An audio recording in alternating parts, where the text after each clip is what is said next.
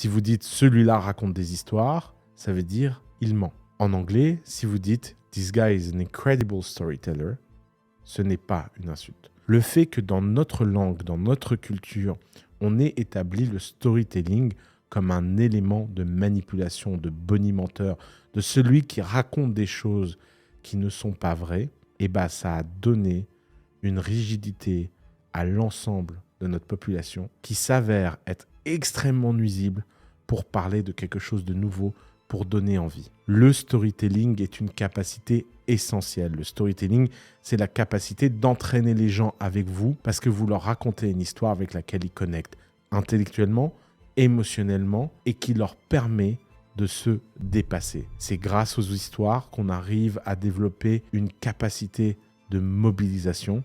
Ce qui nous distingue des animaux, ce n'est pas l'intelligence, c'est notre capacité à croire dans des fictions collectives à laquelle on croit tous et on se rattache dans un objectif commun. Les storytellers sont des gens extrêmement puissants.